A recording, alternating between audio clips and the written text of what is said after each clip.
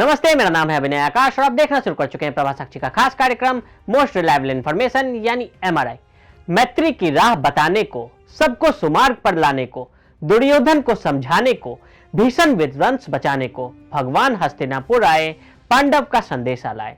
दो न्याय अगर तो आधा दो, इसमें भी यदि बाधा हो तो दे दे केवल 5 ग्राम, रखो अपनी धरती तमाम, हम वही खुशी से खाएंगे, परिजन पर असीना उठाएंगे।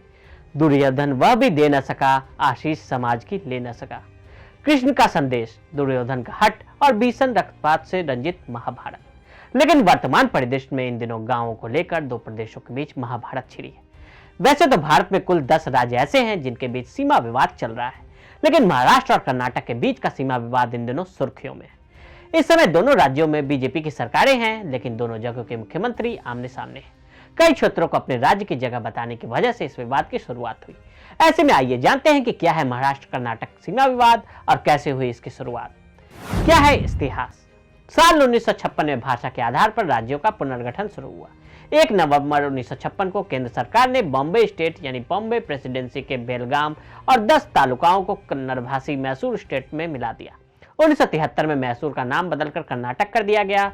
मराठी भाषी महाराष्ट्र का गठन 1960 में हुआ, लेकिन शुरू से ही महाराष्ट्र का दावा कर्नाटक को दिए गए 4 जिलों विजयपुरा, बेलगावी, धारवाड़, उत्तर कन्नड़ा के 814 गांवों पर रहा।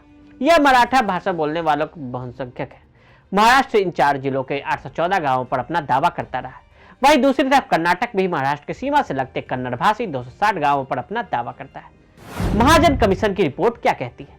दोनों राज्यों के बीच सीमा विवाद को सुलझाने के लिए भारत सरकार ने अक्टूबर 1966 में सुप्रीम कोर्ट के पूर्व मुख्य न्यायाधीश मेहरचंद महाजन की अध्यक्षता में महाजन कमीशन बनाया।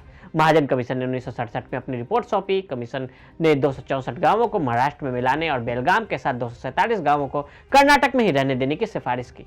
महाजन कमीशन की रिपोर्ट को महाराष्ट्र की तरफ से नकार दिया गया। महाराष्ट्र ने सिफारिशों को पक्षपाती करार देते हुए कहा कि इसमें कोई तर्क नहीं, जबकि इससे ठीक उलट कर्नाटक ने सिफारिशों से सहमति जताते हुए इसे लागू करने की मांग की। हालांकि केंद्र सरकार ने महाजन कमीशन की सिफारिश को लागू ही नहीं किया और विवाद यूं ही चलता रहा। मामला 2004 में सुप्रीम कोर्ट पहुंचा और अब भी लंबित है। फिर कैसे तेज हुआ विवाद।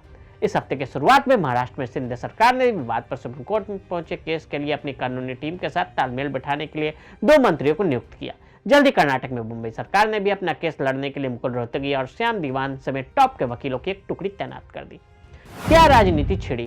कर्नाटक के सीएम मुंबई ने पहले दावा किया था कि जिन गंभीर सूखे की स्थिति से महाराष्ट्र सांगली जिले के जिन तालुकाओं में पंचायतों ने कर्नाटक में विलय के लिए एक प्रस्ताव पारित किया, कर्नाटक सरकार ने उनकी मदद करने के लिए पानी उपलब्ध कराने की योजना तैयार की। इसका जवाब देते हुए फडणवीस ने कहा कि इन गांवों में 2012 में पानी की कमी के मुद्दे पर एक प्रस्ताव पेश किया था।